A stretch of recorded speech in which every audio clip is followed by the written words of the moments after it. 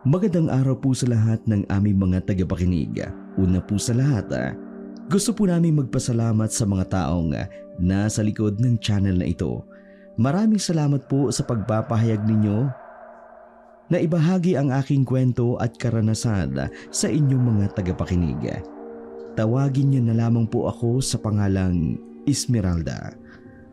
47 anyos na po ako ngayon at ang ibabahagi ko pong kwento sa inyo ay naging karanasan ko noong ako ay 18 anyos pa lamang. Ilang dekada na rin ang lumilipas simula nang mangyari ang bagay na yon, ngunit hindi naging madali sa akin na limutin ang kahindik-hindi kong karanasan. Nagsimula ang lahat nung napagpasyan kong tumira sa boarding house sa syudad kung saan ako nag-aaral ng kolehiyo. May maliit na lupang pag-aari ang mga magulang ko at bukod sa pagtatanim ng palay, may mga alaga rin kaming mga baka at kambing. Lumaki ako sa probinsya ng Iloilo at ilang oras din ang biyahe para makapunta ako sa syudad kung saan naruroon ang paaralang pinapasukan ko. Dahil sa layo ng biyahe, pumayag ang mga magulang ko na kumuha ako ng silid sa isang boarding house sa malapit sa university kung saan ako nag-aaral. Doon ay nakilala ko si Arman, isa sa mga boarders. Ang kwentong ito kung paano ko natuklasan ang tunay na pagkatao ng mabait at gwapong si Arman.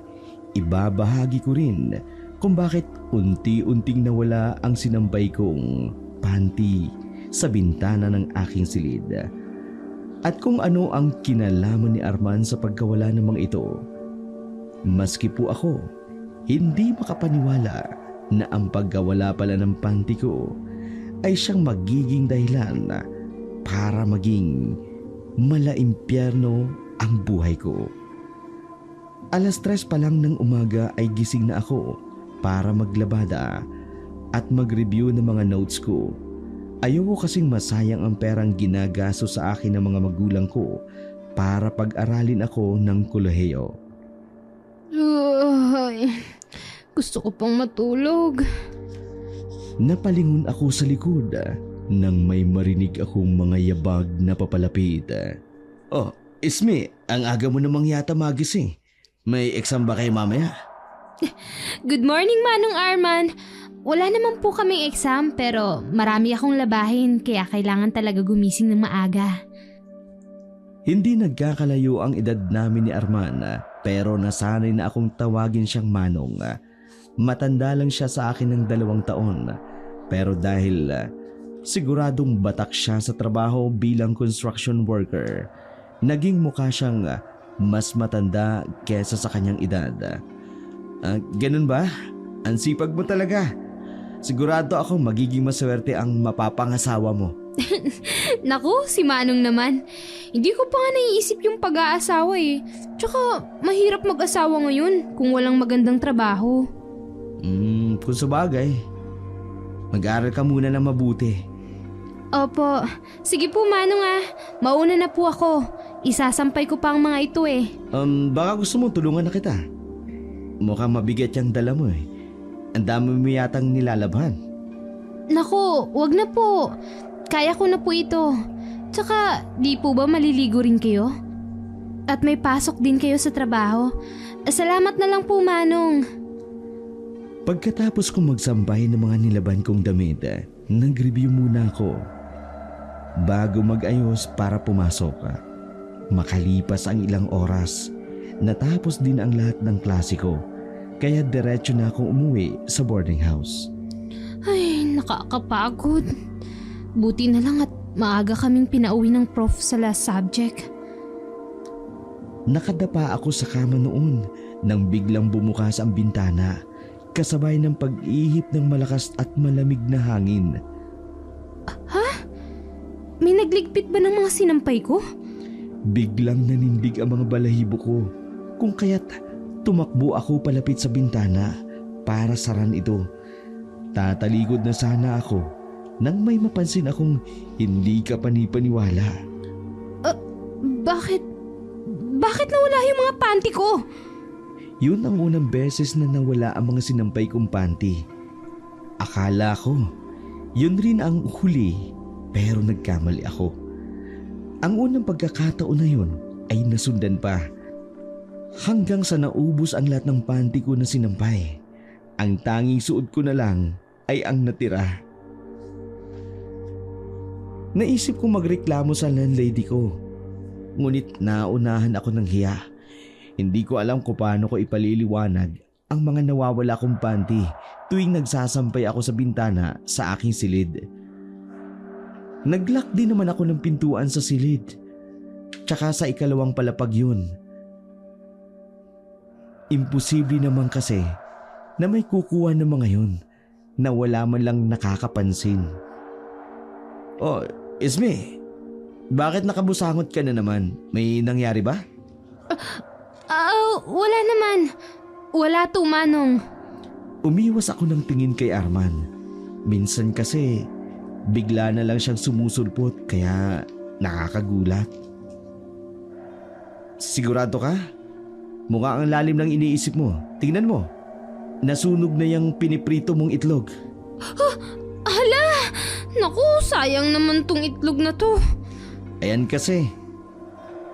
Iwasan mo kasing matulala kapag may ginagawa ka. Tama naman si Arman. Kailangan ko mag-focus sa ginagawa ko. Walang maitutulong sa akin ang pagmumukmuk, lalo na pag wala na akong panty na maisusuot kinabukasan. Sa takot ko na baka mangamoy ako, nagmadali akong pumunta sa silid para hubarin ang suot kong panty. Lalaban ko lang ito para matuyo at magamit ko kinaumagahan para masigurado kong hindi ito mawawala. Naisip kong itali ang dulo nito sa sinulid na nakatali naman sa unahan ng aking kama. Nang gabing yun, sinubukan kong hindi matulog. Pero dinaig ako ng pagod kaya hindi ko rin nalabanan ang antok na aking naramdaman. Kinaumagahan, laking gulat ko sa aking nasaksihan. Totoo ba to? Aray ko. Pero seryoso, bakit nandito na ulit yung mga panty ko? Hindi ko matandaan ang iba pang pangyayari ng mga araw na yun. Ang mahalaga sa akin, nakabalik na ang mga panty ko na ninakaw. Ni hindi ko malang naisip na laban uli ang mga yun dahil amoy sabon pa rin at fabric conditioner na ginamit ko. Tung nilaban ko yun bago yun nawala. Pagkatapos ng insidenteng yun, hindi na rin uli nawala ang mga panty ko. Paminsan-minsan, hindi ko rin maiwasang itanong sa sarili ko kung sino nga talaga kaya ang nagnakaw ng mga yun. Wala naman akong ideya kung sino nga ang pilit na kumukuha at umaalis ng mga panty ko.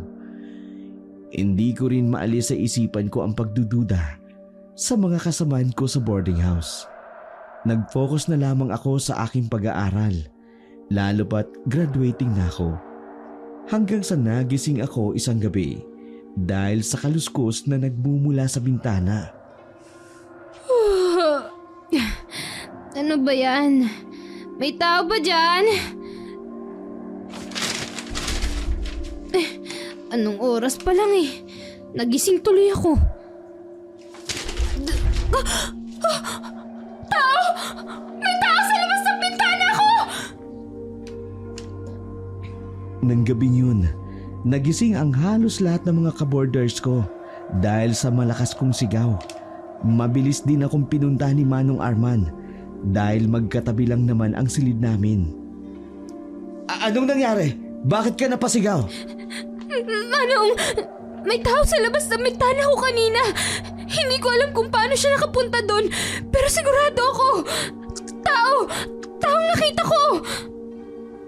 Esmeralda, baka kulang ka na sa tulog. Pagod ka lang yata dahil gabi-gabi ka nagpupuyat para mag-review. Hindi, Manong. Totoo yung sinabi ko. May tao talaga eh. Maniwala ka sa akin. Ay, naku Esmeralda, matulog ka na lang uli. Hindi naman makakaakit ang sino man dyan sa bintana mo. Nasa ikalawang palapag ka kaya? Aaminin ko, mahirap nga talagang paniwalaan ang mga sinabi ko pero alam ko at nakita ko. Hindi ko lang guni-guni yun. Isang lalaki na nakakapit sa bintana na parang tuko. Sinisingot-singot yung nakasampay ko na pang-ibaba na aking nakita. Pero dahil wala namang naniniwala sa akin, hindi ko na rin ipinagpilitan ang nakita ko kahit kanino.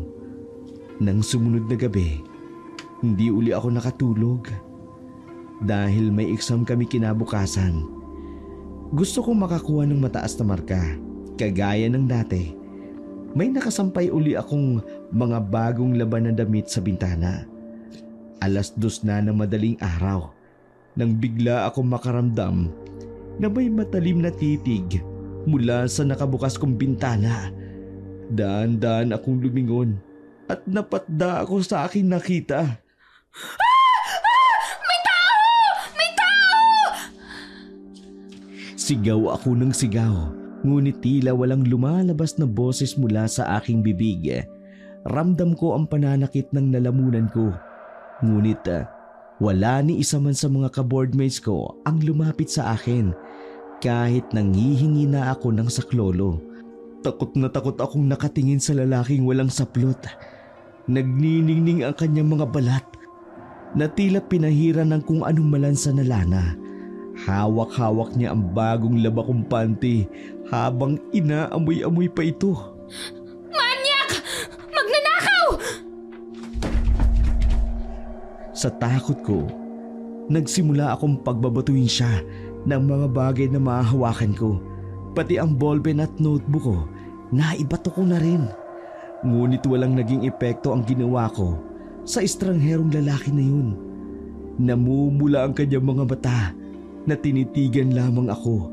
Maya-maya pa'y hinablot niya ang panty ko bago siya tumalon para tumakas. Manyak! Mahuhuli ka rin! Walang hiya ka! Pagkatapos ng pangyayaring yun, nagsumbong ako sa landlady namin. Hindi niya ako pinaniwalaan at sinabing gumagawa lamang daw ako ng kwento. Sino naman daw ang magnanakaw ng mga panty ko? Lumipas ang mga buwan at malapit na ang graduation ko. Nag-alangan na rin ako sa iba ko pang mga kasama sa boarding house. Iniiwasan din nila ako.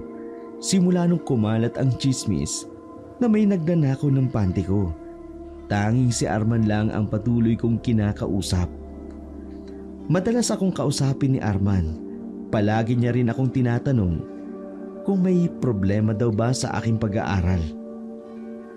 Kailan nga pala ang graduation mo, Isme? Malapit na, Manong. 1 linggo na lang at gagraduate na rin ako. Napansin ko agad ang pag-alis ng ngiti sa mukha ni Arman matapos niyang marinig ang sinabi ko. Hindi ko naman maintindihan kung bakit mukhang hindi siya masaya para sa akin. Di uuwi ka na sa inyo pagkatapos ng graduation. Opo, tutulong muna ako sa bukid habang nagre-review para sa board exam. Magsasariling review na lang ako para mabawasan na ang gastos. Malaki-laki na rin kasi ang utang namin simula nung nagkolehiyo ako. Ganun ba? O kung gusto mo, tuluan kita sa mga gastusin sa pagre-review mo.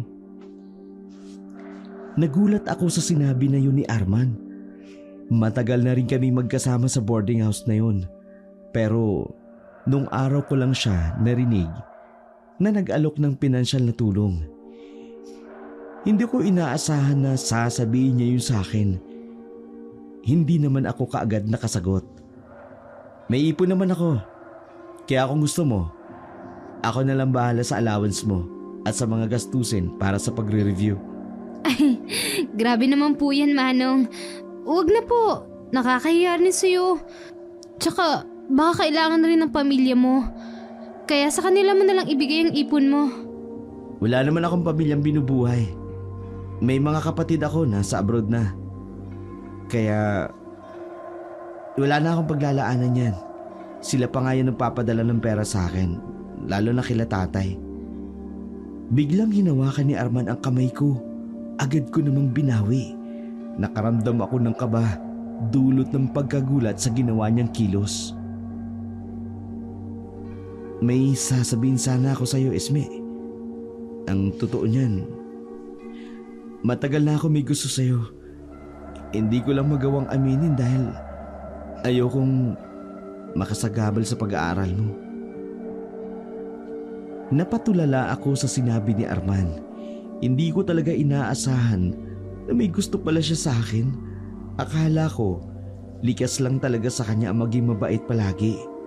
Tapos yung palagi niya akong kinakausap, kahit na iniiwasan siya ng iba. Ismi, may pag-asa ba ako? Yung damit ko pala. Oo, tama. Kailangan ko munang i-plancha. Sige Manong mauna na ako. Sa kabutiang palad, hindi na rin ako kinulit ni Arman. Nagpasalamat na rin ako dahil marami na rin akong dapat na paghandaan para sa nalalapit kong graduation. Kinagabihan, bago ang graduation ko sa kolehiyo, di talaga ako makatulog. Nababalisa ako, kaya sinubukan kong bumangon at maupo sa tabi ng bintana. Malamig ang simoy ng hangin, bilog na bilog ang buwan. Napangiti ako habang nakatingin sa buwan nang biglang sumakit ang aking tiyan.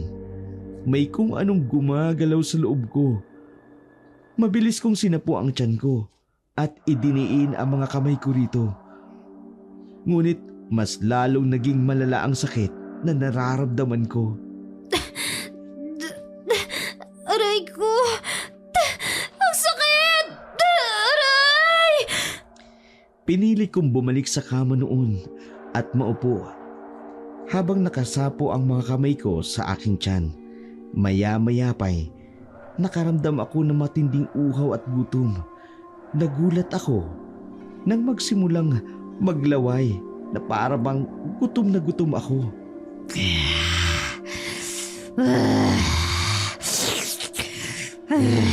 Kakaibang ungol ang lumabas sa aking bibig. Hindi ko makontrol ang sarili ko hanggang sa pinagsasabunutan ko na ang aking buhok. Nakababaliw na hindi ko maintindihan ang sensasyon na nangyayari sa aking katawan. Sa isang kisap mata, nasa labas na ako ng aking silid. Patalon-talon ako sa bubong ng kabahayan ng katabi ng boarding house. Wala sa sarili na sinusundan ko ang mahalimuyak na amoy. Nakarating ako sa palengke. Hindi rin kalayuan sa aking tinutuluyan. Hating gabi na at marami pa rin tao, lalo na yung mga nagtatrabaho sa kanilang katayan ng karne. Nagulat ako nang mapagtanto kong ang pinanggagalingan ng masarap na amoy. Napatitig ako sa mga bagong katay na karne na baboy na lahat ay nasa mesa. Hindi pa nahuhugasan ng mga ito, kaya sariwang-sariwa pa ang mga dugo na nakadikit pa sa karne. Napalunok ako ng laway sa aking natagpuan. Hindi ako nagdalawang isip. Agad kong sinunggaban ang nakatumpok na hilaw na karne. Sarap na sarap ako sa pagkain ng mga ito. Tila ito ang pinakamasarap na pagkain na aking natikman sa buong buhay ko. Ang sarap! Ang sarap-sarap nito!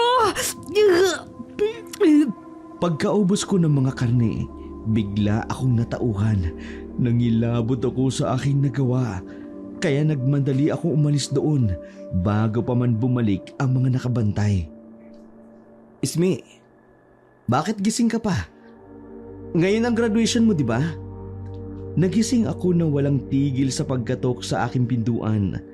Dahan-dahan kong binuksan ang aking mga mata at napabalikwas ako nang salubungin ako ng sikat ng araw na nagmumula sa aking bintana.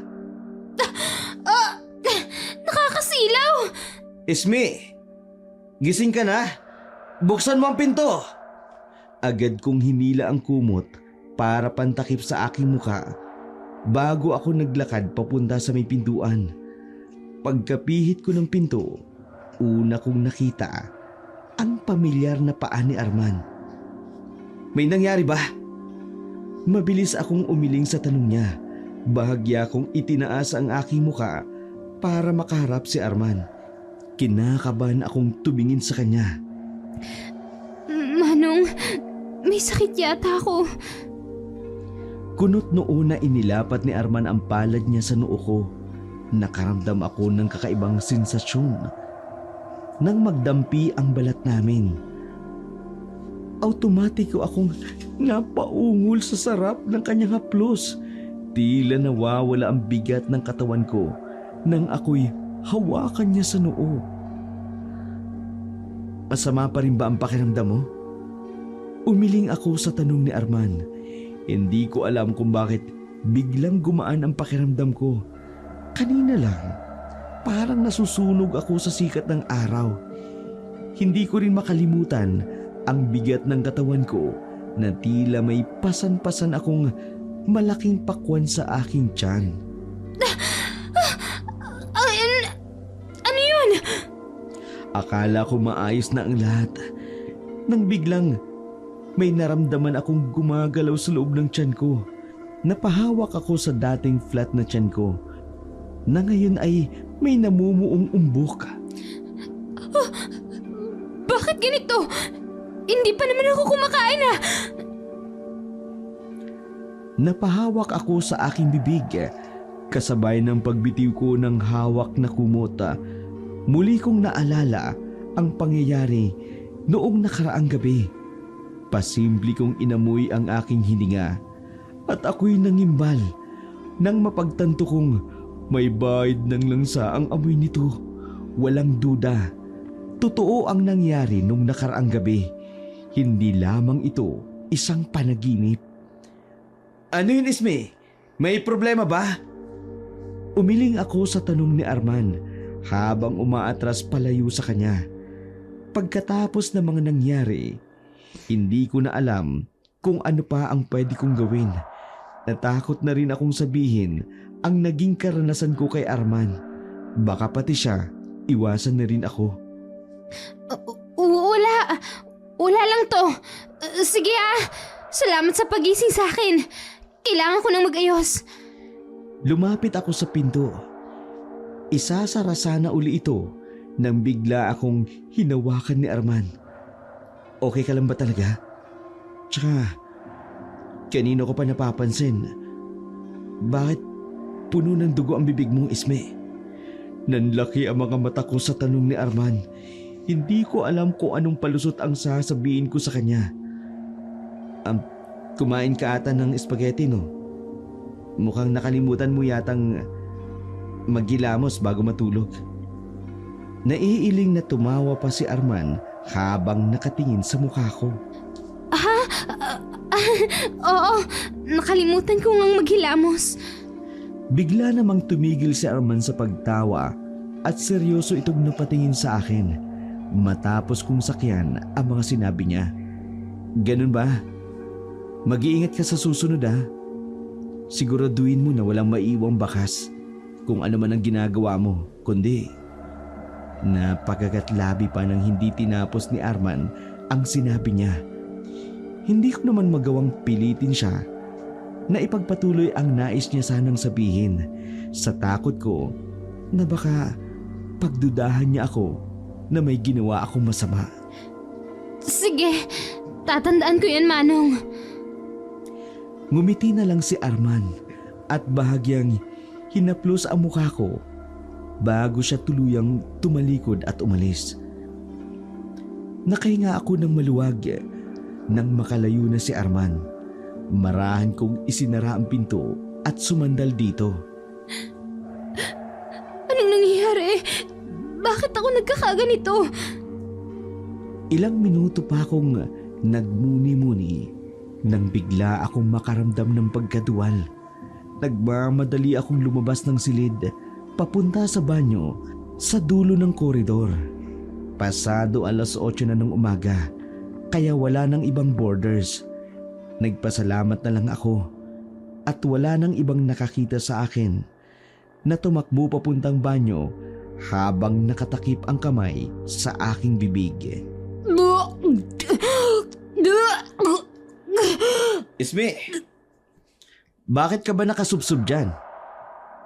Napalingon ako sa pinanggalingan ng tinig sa likod ko at nakita ko ang nagtatakang si Arman. May bitbit siyang lalagyan ng sabon at ng shampoo habang nakasabit naman sa balikat niya ang tuwalya. Hindi agad ako nakasagot. Muli akong naduwal nang makita ko ang pagmumukha niya.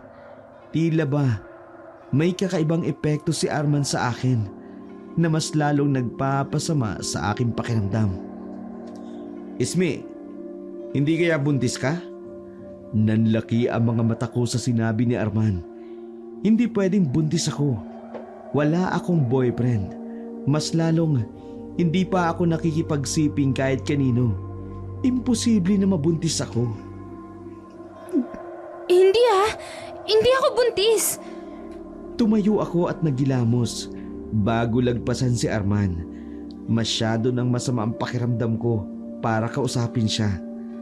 Naglakad na ako palayo ng banyo nang biglang magsalita uli si Arman. Isme, alam ko, pwede mo kong kausapin. Kapag may problema ka, huwag kang mag-alala. Magiging maayos din ang lahat. Hindi ko na pinansin pa ang makahulugang sinabi ni Arman. Dali-dali akong bumalik sa aking silid para maganda. Ilang oras na lang kasi magsisimula na ang graduation. Kaya kailangan ko na ring magmadali. Labis akong nanlumo nang mas lalong sumama ang aking pakiramdam. Pinilit kong tiisin ang kakaibang sintomas na aking nararamdaman hanggang matapos ang programa. Gabutil ang mga pawis ko ng mga oras na yun nang lapitan ko ang aking mga magulang na noon ay pauwi na. Anak, congratulations! Sa wakas, nakatapos ka na rin ng kolehiyo. Gusto ko mang magpasalamat sa sinabi ni nanay. Hindi ko magawa dahil sa tindi ng pananakit ng tiyan ko. Nginitian ko na lamang siya habang pinupunasan ang walang katapusang pawis sa aking mukha. Bakit ganyan ang itsura mo? Masama bang pakiramdam mo, Esmeralda? Umiling na lamang ako sa tanong ni tatay. Ngayon ko lang uli sila nakita. Simula nung huli akong umuwi sa amin, 1 buwan pa ang nakararaan. Ayokong pinag-aalala sila, kaya pilit akong ngumiti kahit namimilipit na sa sakit ng tiyan. Wala ho ito, itay. Mainit lang ang panahon, kaya siguro ganito na lang ako pagpawisan. Oo nga naman. Pero bakit mukhang wala ka ng dugo sa mukha? Namumuti na, pati mga labi mo. Muli akong umiling. Hindi ko rin alam ang nangyayari sa akin, kaya wala akong maisip na sasabihin para magpaliwanag. Oo nga pala. Sasama ka na ba sa amin uuwi ngayon? Alam mo anak, sobrang saya namin at nakapagtapos ka na. Kaya naisip namin ng tatay mo na maghanda. Opo, Nay. Uuwi na rin muna ako. Naayos ko na rin po yung mga gamit ko sa boarding house. Pwede na po akong umalis doon. Doon na muna po ako sa atin habang nagre-review para sa board exam. Pagkatapos namin mag-usap, sabay na rin kaming pumunta sa boarding house para kunin ang aking mga gamit. Paalis na kami ng boarding house nang dumating si Arman. Seryoso ang mukha niya nang harangin niya kami nila tatay. Uuwi ka na, Isme? Oo. Sasama na ako kila tatay pa uwi sa amin. Naayos ko na rin yung mga gamit ko, kaya kinuha na lang namin. Tumango na lamang si Arman. Hindi na kumibo pa. Nanood na lamang siya habang kinakarga namin sa tricycle ang mga gamit ko. Nagpaalam na rin ako sa landlady ko at sa iba ko pang mga kaborders na naruroon. Paano ba yan? Mauna na kami, Manong. Tahimik lang si Arman matapos ako magpaalam sa kanya. Napayuko na lamang ako dahil nahihiya ako dahil hindi man lang niya ako pinansin. Pagkatapos noon, sumakay na ako ng tricycle. Naupo ako sa tabi ni nanay habang si tatay naman nasa likod ng driver. Kumaway pa ako kay Arman nang umandar na ang tricycle pero hindi niya pa rin ako pinansin. Hindi rin nagtagal, nakarating na kami sa terminal ng jeep. Si Arman lang naman ang laman ng aking isipan habang nasa biyahe. Hindi ko nga rin namamalayan, dumating na pala kami sa bahay. Sinalubong ako ng mga kapitbahay namin. May malalaking tarpaulin din na nakasabit sa bakod namin, nagawa sa kawayan. Panay ang pag-congratulate ng lahat sa akin at pangiti-ngiti naman ako na nagpapasalamat. Nay, bakit ang dami namang tao? Akala ko ba konting handaan lang? Ay naku anak, syempre minsan lang to. At saka ikaw lang naman ang nag-iisa naming anak ng tatay mo. Hindi kami pwede na hindi maghanda ngayon, lalo't nakapagtapos ka na ng kolehiyo. Naninibago lang po kasi ako. Dati po kasi ayaw ni tatay na maghanda kahit sa birthday o anniversary ninyo. Tapos ngayon, nalaman ko na lang na isang bakat 2 kambing ang inihanda nyo para lang sa graduation ko. Buong barangay na yata ang nandito eh. Ay susayaan mo na. Maliit na bagay lang naman yan. At saka marami na rin tayong baka at kambing. Tumulong din naman yung mga kabarangay natin para lutuin ang mga yan. Kaya pinapunta na rin namin ng tatay mo ang mga pamilya nila. Abay hindi natin mauubos lahat ng yan anak. Oo nga naman, Nay. Nagulat lang talaga ako dahil ang dami.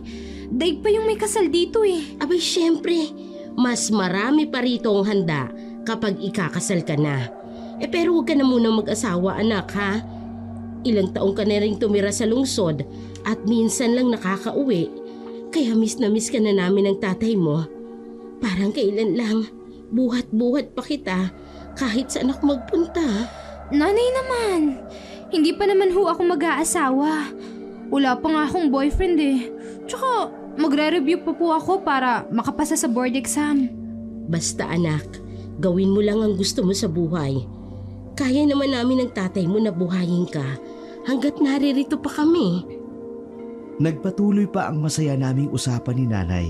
Nakisali na rin ang iba naming mga bisita at mga kakilala mula pa sa kabilang barangay. Habang nakikipagtawanan ako sa mga bisita, muli akong nakaramdam ng pagduwal. Napatakip ako sa bibig, sabay sapu sa aking tiyan. Esme, saan ka pupunta? Hindi ako nakasagot. Dali-dali akong pumasok sa bahay para pumunta sa banyo. Doon ko inilabas ang lahat ng kinain ko. Sobrang sakit naman ng tiyan ko na tila ba sumasakit pa ito kada minuto. Aray!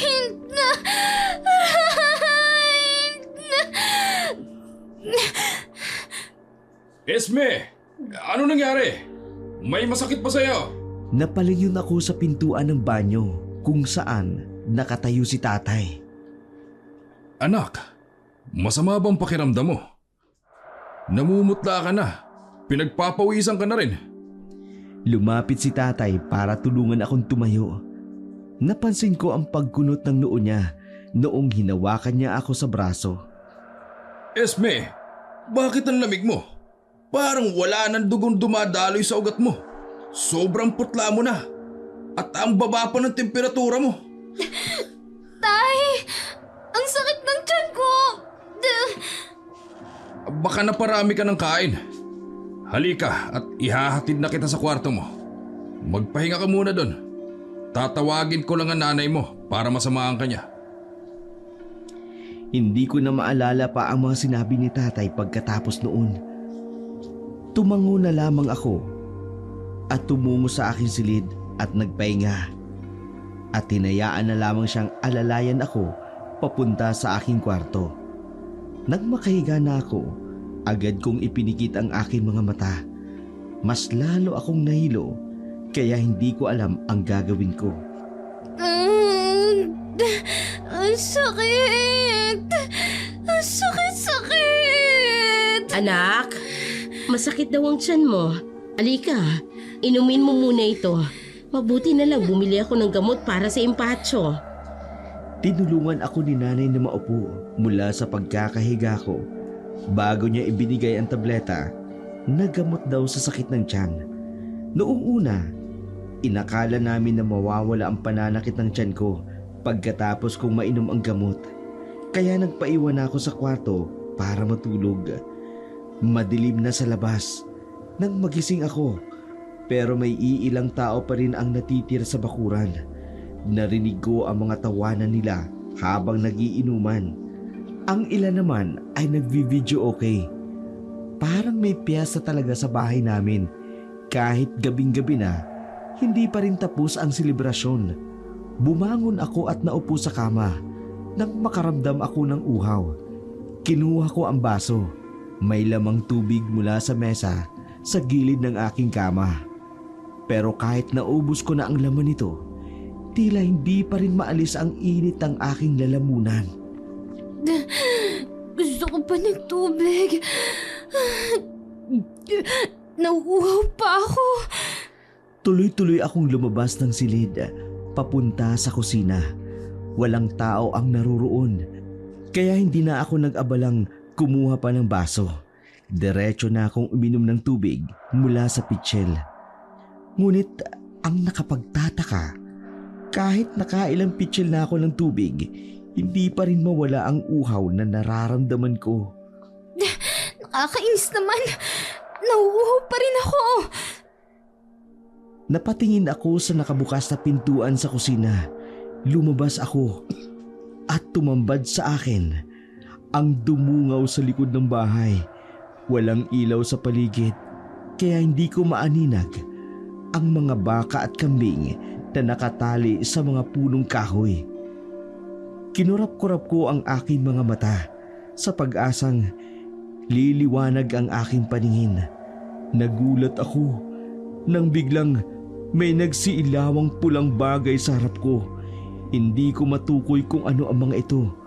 Ngunit maliban sa madilim na paligid, ang tanging mapupulang ilaw nga lang talaga ang nakikita ko sa labas. Nakaramdam ako ng pagkatakam. Mas lalo pang lumala ang pagkauhaw ko.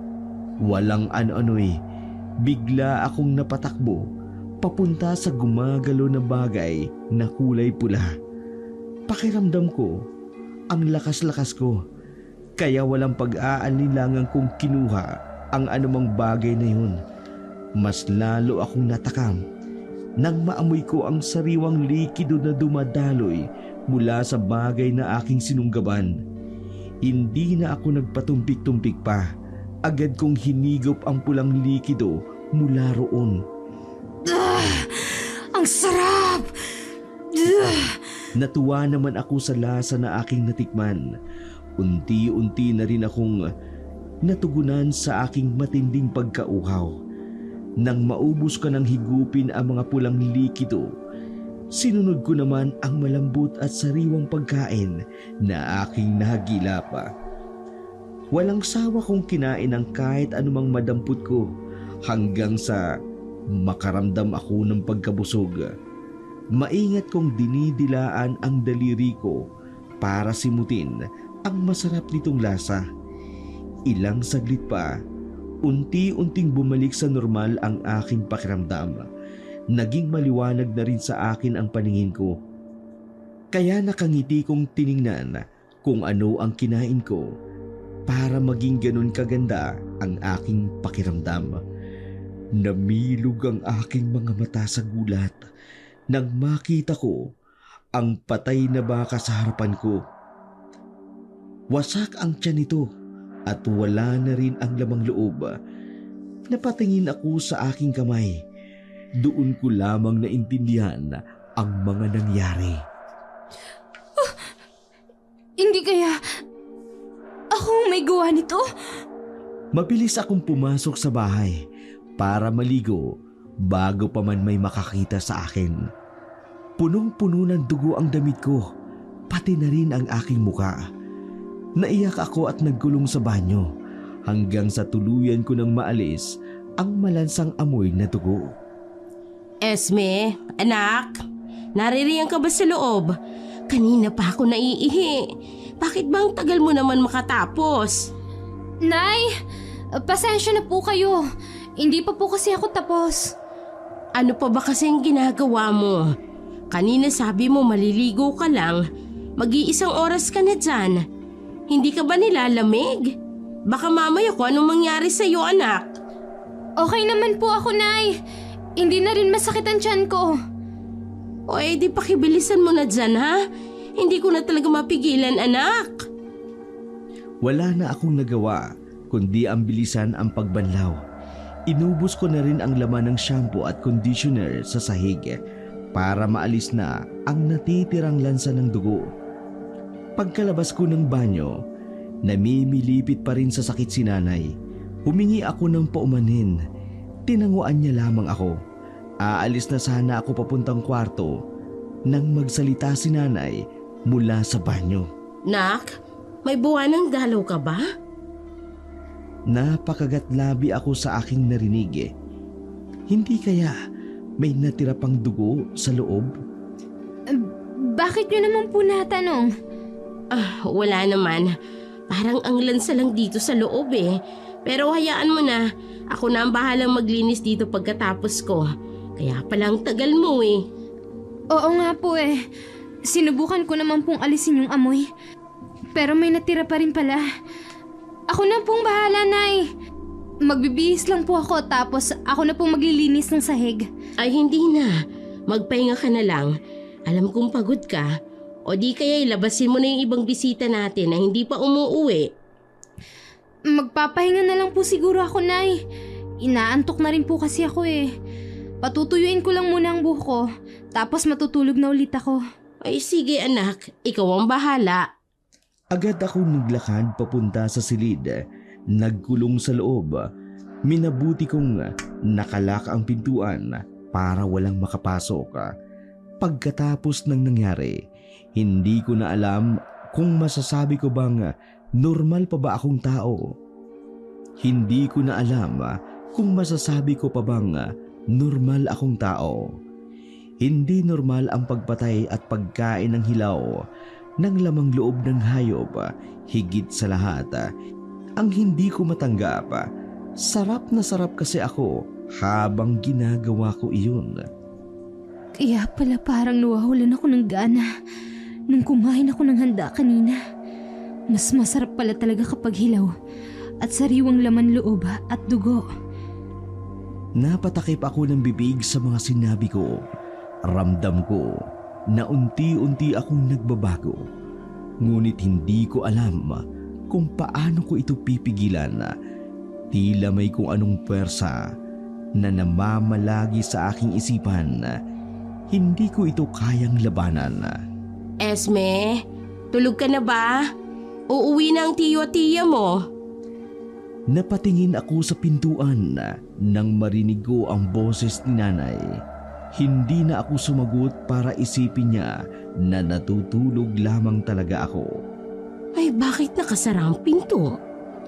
Nang hindi mabuksan ni nanay ang pintuan, umalis na nga siya para magpaalam sa aming mga bisita. Matapos kong mapatuyo ang buhok ko, nahiga na ako. Nakatitig lamang ako sa kesame habang iniisip ko kung bakit nangyayari ang mga ito sa akin. Kahit pa noong nasa boarding house ako, nagawa ko rin kumain ng hilaw na karne. Buong magdamag akong nag-isip ng mga bagay-bagay na yon. Paano nangyari sa akin to?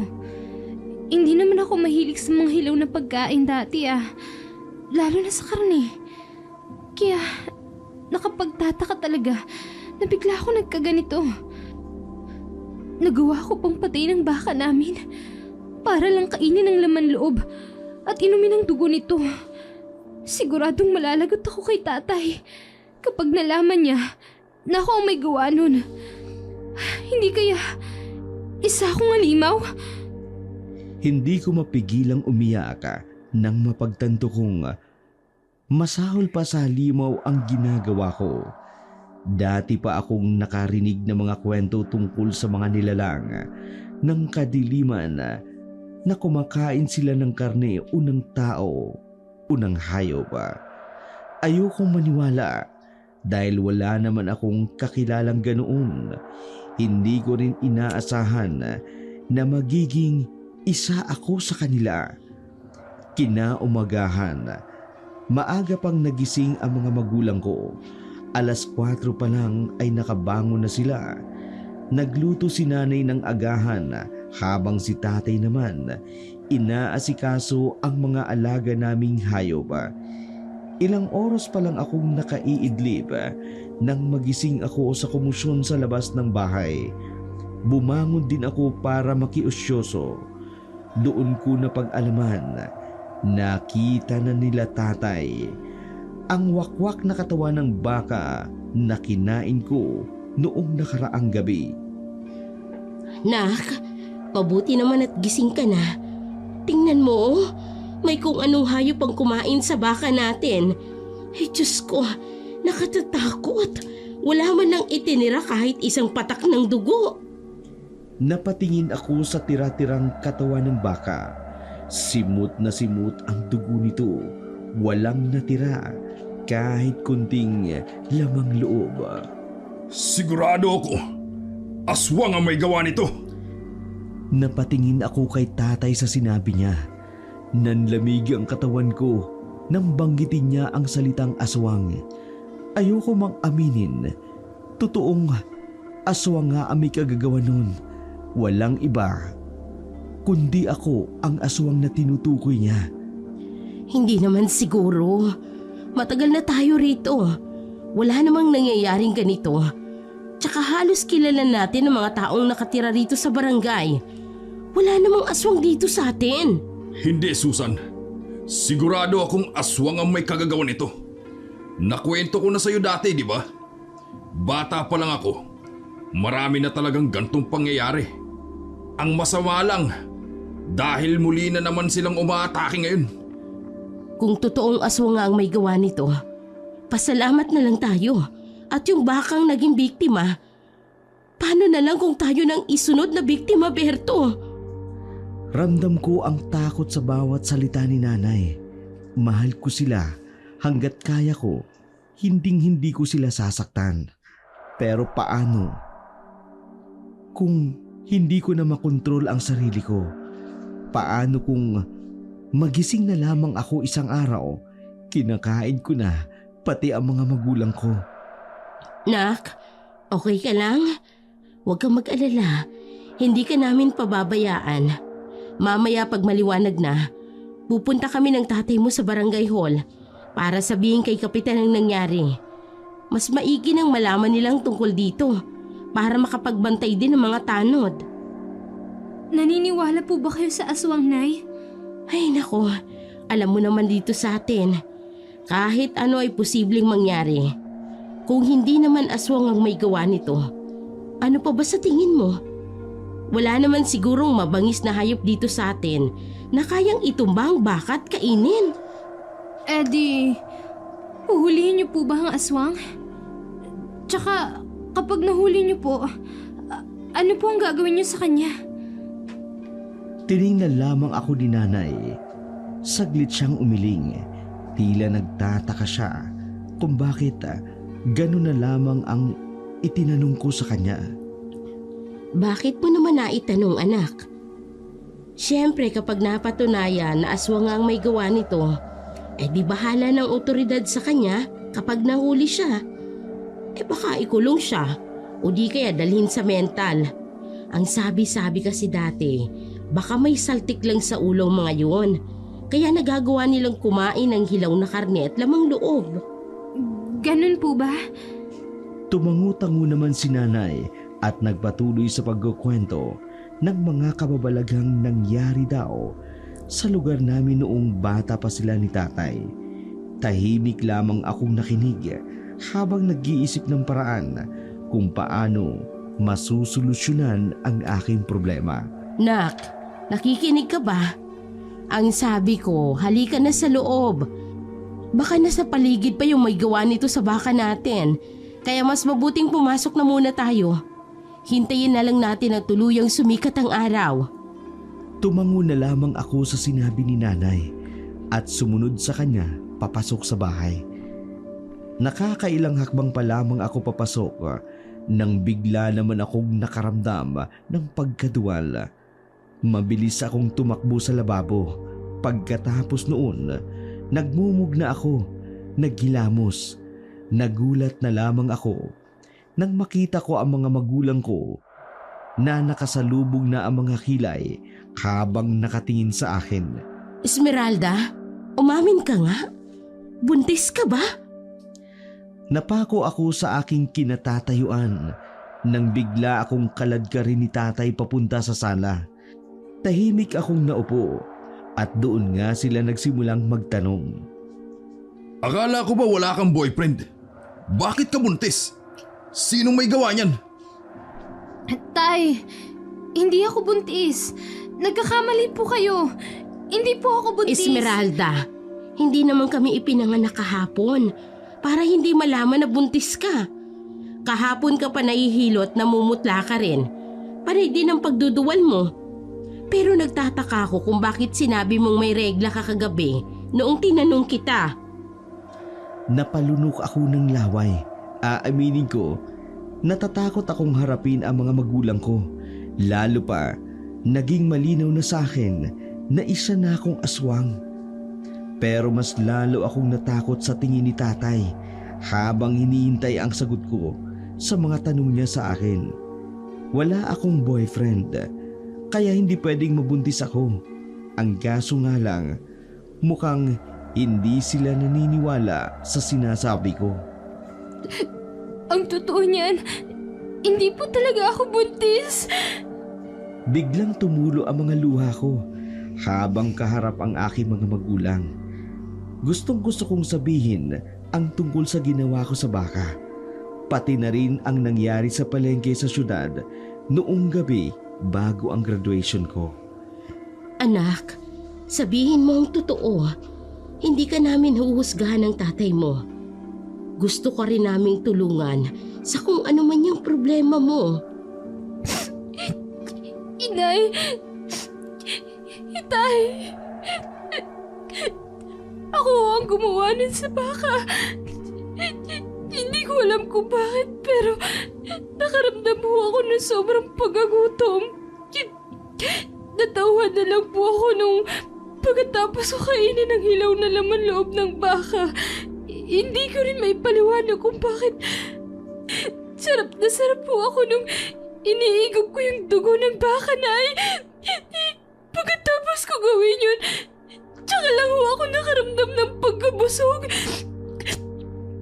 Nanumbalik din ang lakas ko na tila ba yung hilaw na laman loob. Tsaka yung dugo talaga, yung hinahanap-hanap ng katawan ko. Pero bakit, anak? Kulang ba yung inihanda namin? At nagawa mo pa talagang papakin ng hilaw yung baka natin? Susan, tumigil ka. Alam mong sinasabi ng anak mo at hindi ito isang biro. Lumapit sa akin si tatay. Seryoso ang mukha niya. Hinawakan niya ang tiyan ko at bigla niya itong pinisil. Aray! Berto, anong ginagawa mo? Mukhang bagong yanggaw ka pa lang. Ngayon, sabihin mo sa amin ang nanay mo. Bakit ka nagkaganito? Sigurado akong alam mo kung bakit bigla ka nalang natakam sa hilaw na karne at laman loob. Umiling ako sa tanong ni tatay. Wala akong ideya kung bakit ako nagkakaganon. Nagising na lamang ako isang gabi habang bilog ang buwan. Yun ang unang pagkakataong nakaramdam ako ng pagkatakam sa mga hilaw na lamang loob at karne. Alalahanin mo, hindi natin masusolusyonan ito kapag hindi natin alam ang ugat ng problema. Wala ka ba talagang maisip na posibleng naging dahilan para magkaganto ka? Wala po talaga, Itay. Base sa laki ng tiyan mo, hindi ka pa nakakakain ng karne ng tao. Yung nangyari ba kagabi, yun ba ang unang pagkakataon na kumain ka ng hilaw na laman loob? Umiling ako bilang sagot. Napagpasyahan ko na mas mainam kong malaman nila na dati na akong kumain ng hilaw na karne noong nasa syudad pa ako. Hindi po ito ang unang beses na kumain ako ng hilaw na karne. Nung gabi po, bago ang graduation ko, nagising na lang ho ako na uhaw ako. Masakit din ho ang tiyan ko noon. At sa kung anong dahilan, napadpad po ako sa palengke kung saan may kumakatay na sariwang baka at baboy para sana ibenta kinaumagahan. Pero hindi nila ako nahuli. Pagkatapos kong kumain, doon na lang ho ako natauhan. Kaya dali-dali akong umalis sa takot na baka kung anong gawin nila sa akin kapag nakita nila ang ginawa ko. Bukod doon, may iba ka pa bang ginawa? Wala na po, Itay. Esme, nung nagbo-boarding house ka ba, may nagbibigay ba sa'yo ng pagkain o damit? Di ba ang sabi ko sa'yo, ikaw mismo ang magluto ng pagkain mo, lalo pat hindi mo gaanong kilala ang mga taong kasama mo sa bahay na yon? Hindi po ako kumakain o tumatanggap ng kahit anong gamit mula sa iba. Wala pong nagbibigay sa akin ng gamit o kahit na ano. Pero ano? Nagdalawang isip ako na sabihin ang tungkol sa mga nawawala kong panty. Pero naisip ko rin, baka makatulong din ang impormasyon na ito. Kaya ipinagpatuloy ko ang aking sinasabi. Noong nagbo-board pa po ako, napansin ko na nawawala ang mga sinampay ko na panty. Nung una ho, paisa-isa lang. Hanggang sa halos lahat ng panty ko, maliban sa suot ko ay nawala.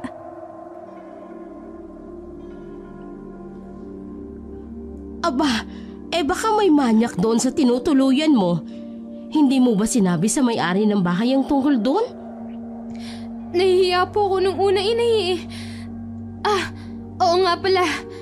Bakit ko nakalimutan ang tungkol doon? Pagkatapos mawala ang panty ko, ay muli silang lumitaw sa sampayan ko sa bintana. Bagong laba pa rin ang mga ito. At amoy na amoy ko pa rin yung sabon na gamit ko. Kaya naisip ko na baka nakonsensya yung nagnakaw at binalik na lang sa akin. Sinuot mo ba ulit ang mga yon? Sana inilaban mo muna. Hindi ko na inilaban eh. Mukhang bago pa naman kaya sinuot ko na lang ulit. Pero pagkatapos nun, hindi na ulit nawala ang mga sinampay ko na panty. Pero isang gabi, nagising ako na may lalaki sa bintana. Nagulat ho ako kaya sumigaw ako para humingi ng tulong. Anong ginagawa ng lalaki sa bintana mo sa 10 oras pa ng gabi? Hindi ko rin po alam, Itay. Nakita ko na lang ho siya na inaamoy-amoy yung mga nakasampay ko na panty. Nagsumbong ho ako sa landlady namin. Pagkatapos ng nangyari yon, sa pag-aakala ko na baka yung lalaki yung nagnakaw ng panty ko dati. Pero hindi naman naniniwala yung landlady ko eh. Sa tingin niyo po ba may kinalaman ng lalaking yun sa nangyari sa akin? Huwag kang mag-alala, anak. May kakilala akong magaling na manggagamot. Pupuntahan ko siya ngayon para makahingi tayo ng tulong. Naniniwala ako na hanggat hindi ka pa kumakain ng atay ng tao, matagal pa bago lumaki yung ibon na nasa tiyan mo. Ano pong ibon? Bakit naman po magkakaibon sa tiyan ko? Ang laman ng tiyan mo ay isang tinatawag na alaga ng mga aswang. Sa oras na mapisa ang itlog sa tiyan mo, ay may lalabas na ibon. Ito ang magiging alaga mo bilang aswang. Ang ibon ang magiging katuwang mo para makahanap ng bibiktimahin. Tay! Nay! Ayoko pong maging aswang! Ayoko pong maging aswang, Inay! Gusto ko lang mamuhay ng normal! Niyakap ako ng aking mga magulang na umiiyak na rin dahil sa naging kalagayan ko. Hindi ko na narinig ang mga sinabi nila, pero sa pagkakataong yun, alam kong may tutulong na sa akin para malampasan ang aking pinagdadaanan. Dinala ako ni tatay sa bahay ng manggagamot pagkatapos naming pag-usapan ang tungkol sa pagiging aswang ko. Pagkarating ko doon, kaagad kong tinanong ang albularyo. Gagaling pa po ba ako? Depende iha. Sabi lang Tatay Berto ba, hindi ka pa nakakakain ng laman ng tao. Kung totoo yun, may posibilidad na matutulungan pa kitang ilabas ang itlog ng kadiliman sa iyong tiyan. Napahawak ako sa maliit na umbok ng aking tiyan. Hindi rin ako makapaniwala na may namumuong kasamaan sa loob ng katawan ko. Parang ahon niyo na po. Gawin niyo ang lahat para gumaling ako.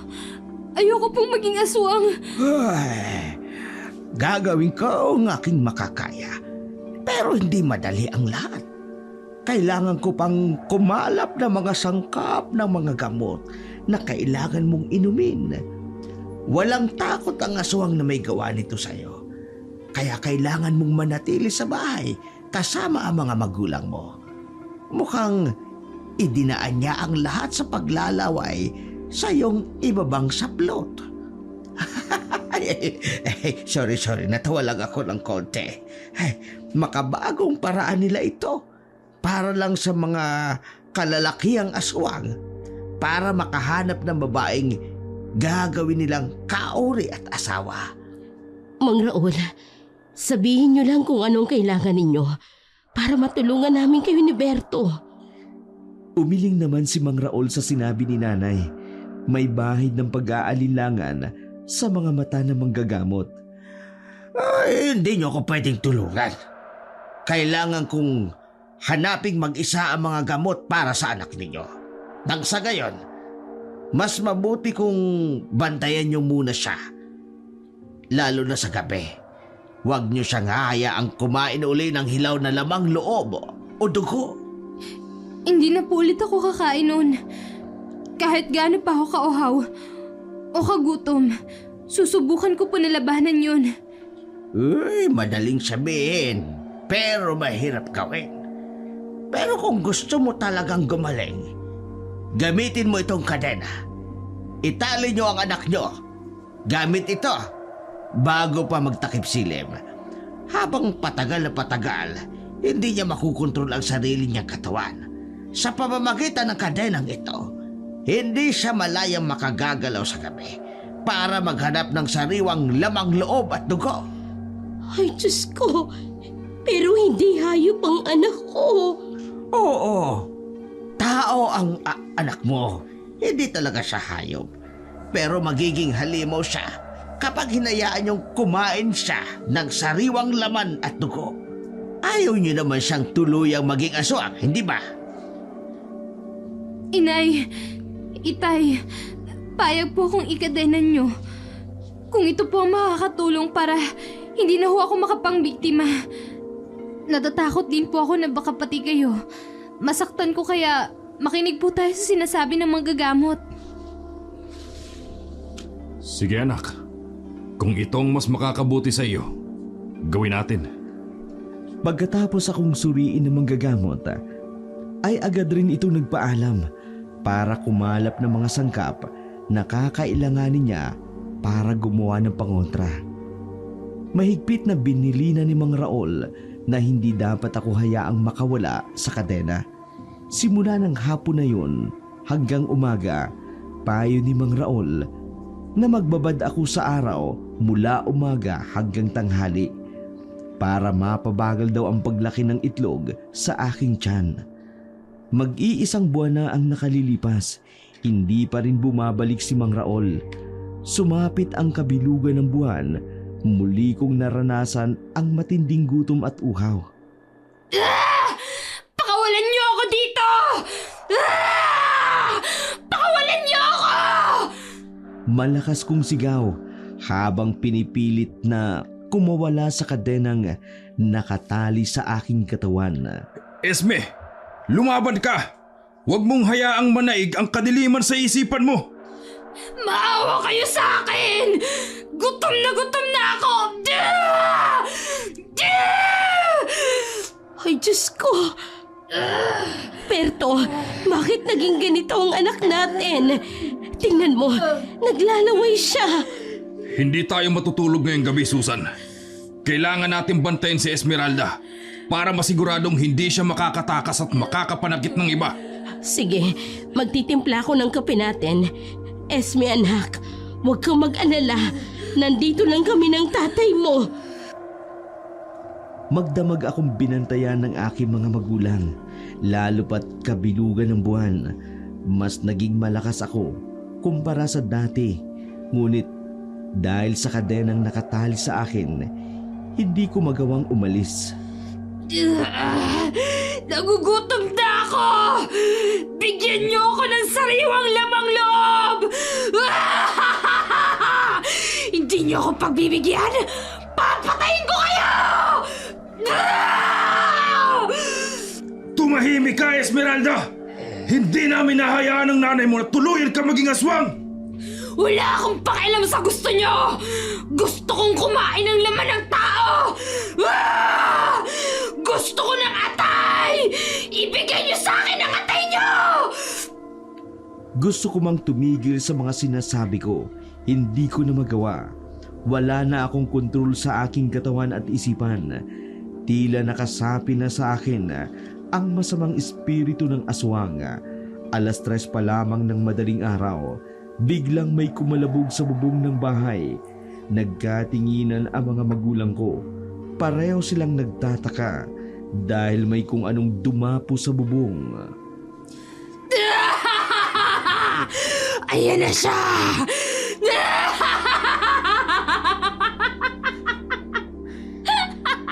Anak, sinong nandyan na? May tao ba sa labas? Kilala mo ba?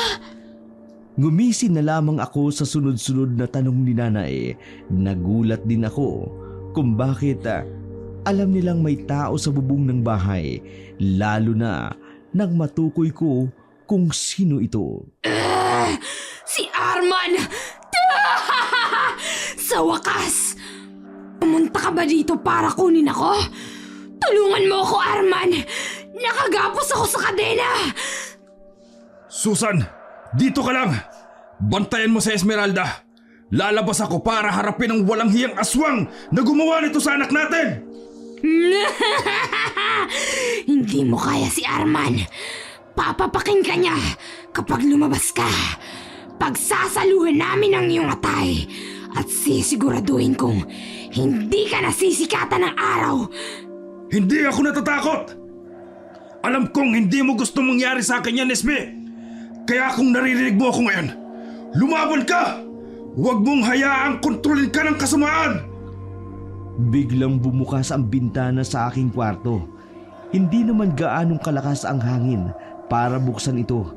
Pero noon, mapapansin ko ang lalaking nakaabang sa bintana. Muling bumalik sa aking alaala ang nangyari sa dati kong boarding house. Ikaw nga may gawa sa akin ito. Walang iya ka, Arman. Ayop ka. Isa kang aswang. Ngumisi na lamang ang lalaki sa sinabi ko. Akma sana siyang papasok nang bigla siyang napaatras. Hindi ka makakapasok dito! Aswang ka! Sa tingin mo ba, hahayaan ka na lang namin gawin ang gusto mo sa anak namin? Nagkakamali ka! Itinaas ni Itay ang kamay niya na may hawak na gulok. Pinahiran niya ito ng lana galing kay Mang Raol bago sinugod si Arman na nakadungaw sa bintana. Papatayin kitang aswang ka! Mabilis na sinugod ni tatay si Arman. Mabilis namang umiwas si Arman nang iamba sa kanya ni tatay ang hawak nitong gulok. Mag-iingat ka, Berto! Kaya kong sarili ko. Bantayan mo lang si Esmeralda. Huwag mo siyang ilalayo sa paningin mo. Oo, ako nang bahala sa anak natin!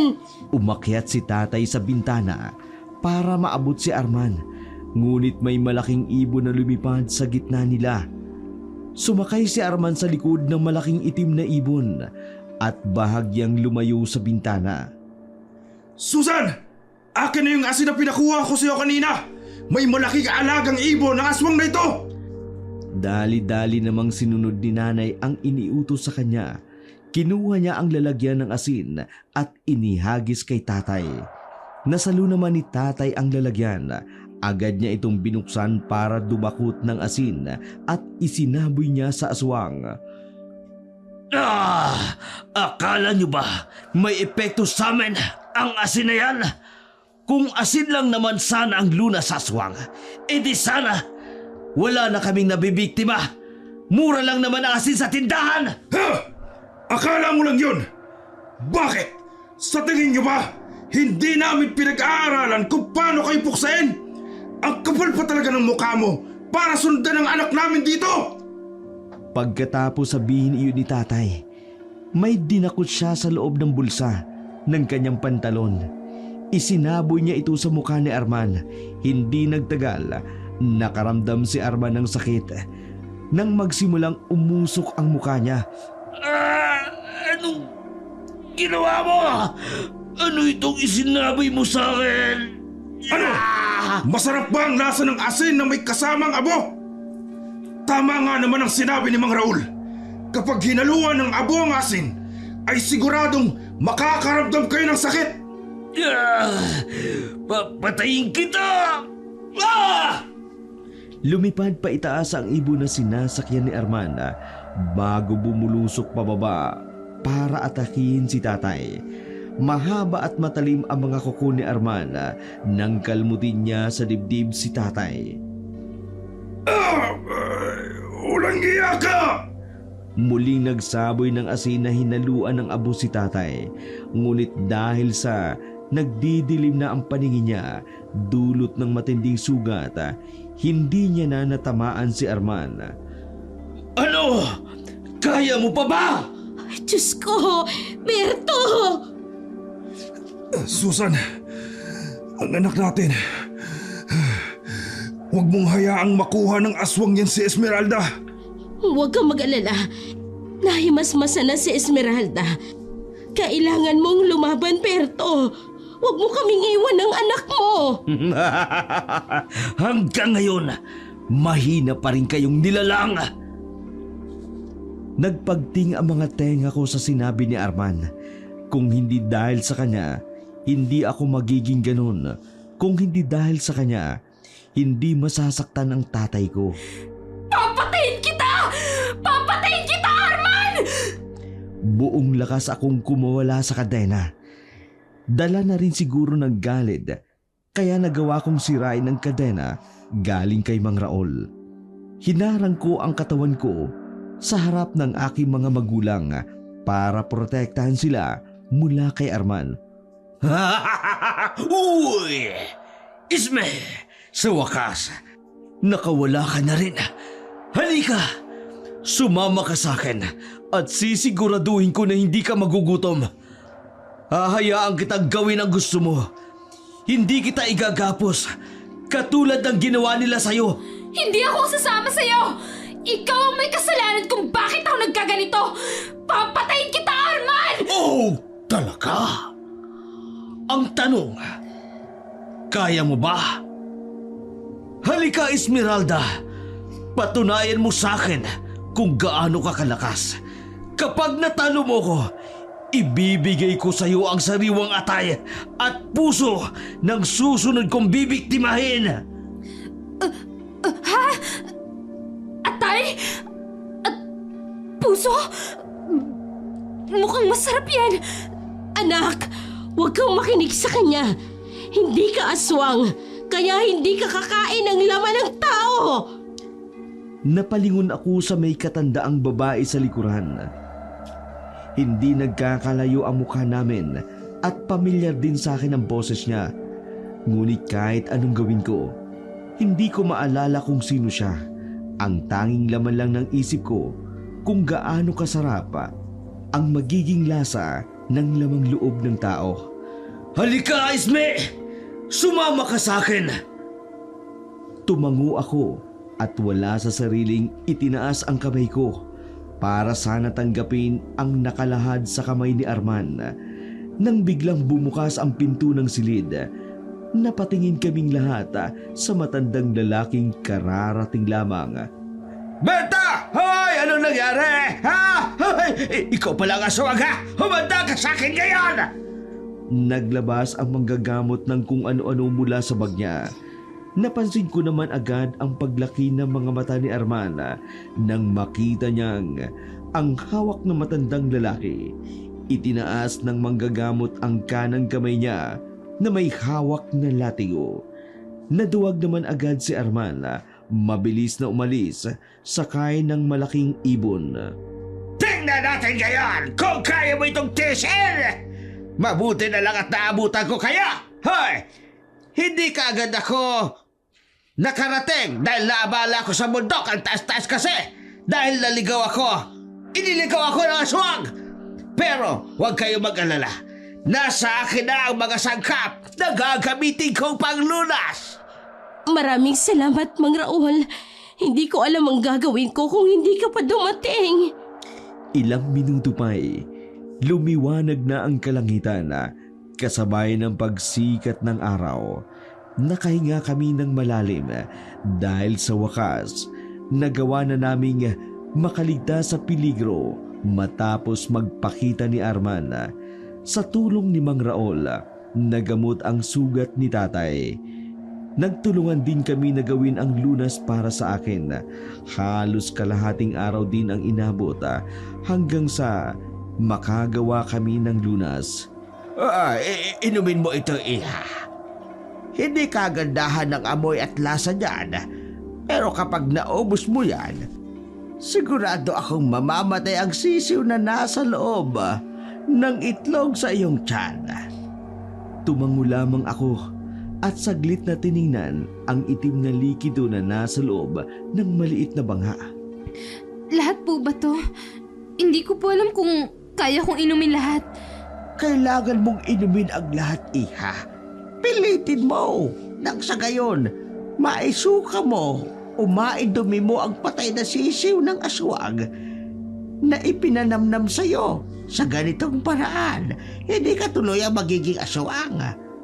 Matapos marinig ang paliwanag ni Mang Raul, hindi na ako nagdalawang isip. Agad kong hinutkot ang ginawa niyang lunas. Halos masuka ako sa pangit ng lasa. Pero agad na tinakpan ni Mang Raul ang bibig ko at pilit na pinalunok sa akin ang lunas. Kaya mo yan, anak. Kayanin mo para gumaling ka. Kagaya ng sinabi ni Mang Raul, inilabas ko ang sisiyo na ipinamana sa akin ng aswang.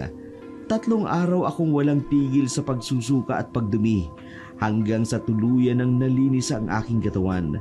Hindi ko makalimutan ang aking nadarama noong nagsusuka ako at nagdudumi ako ng sabay.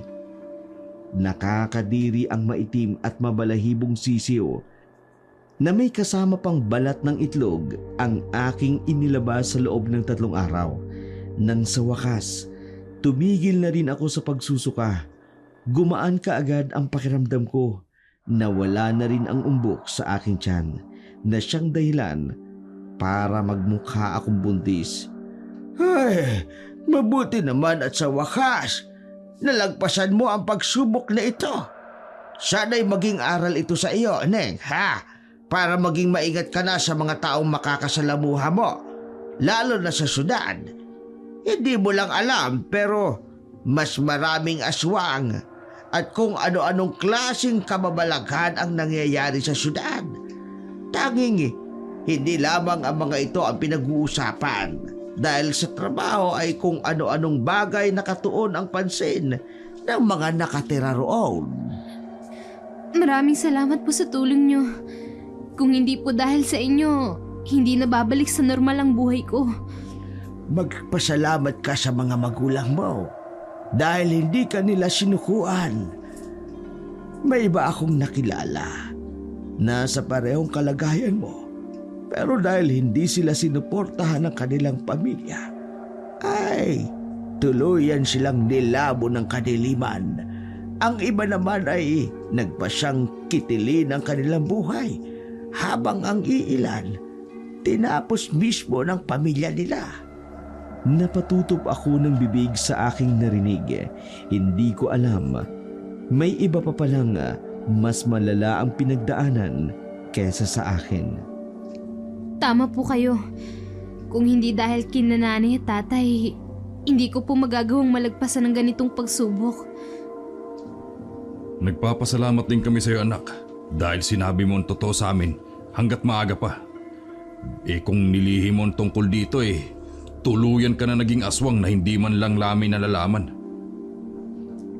Matapos ang taimtim naming pag-uusap, inihanda na ni tatay ang pambayad niya sa serbisyo ni Mang Raul. Noong una, ayaw tanggapin ni Mang Raul ang 2 baka at 3 kambing na ibibigay sa kanya ni tatay. Pero napilitan din siyang kunin ito sa huli. Pasensya na ho kayo, Mang Raul, at wala kaming perang pambayad. Kaya baka at kambing na lang. Kung kailangan niyo ho ng pera, pwede niyo naman hong ibenta ang mga yan.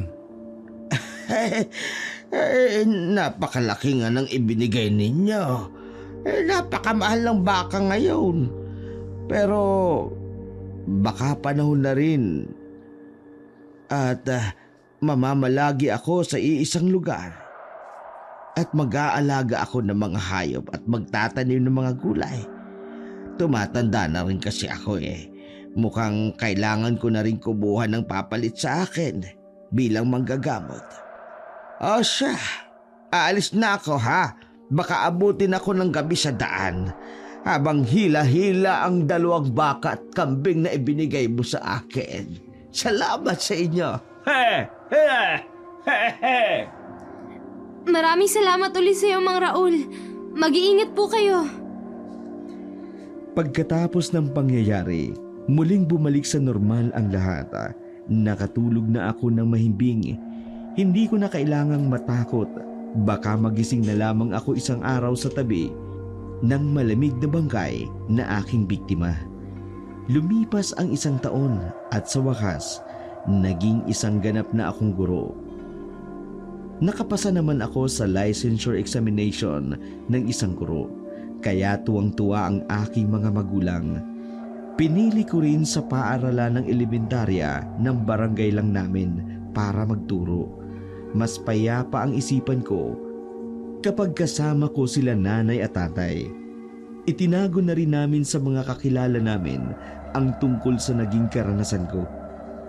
Ayaw nila nanay na maging sentro ako ng diskriminasyon sa oras na malaman ng iba na muntik na akong maging aswang. Hindi ako naging tuluyang aswang. Sobra ako nagpapasalamat higit sa lahat sa Poong May Kapal. Ngunit hindi ko rin maitatanggi na ang lahat ng nangyari sa akin ay nagresulta ng pagkakaroon ko ng ibang pananaw sa mundo.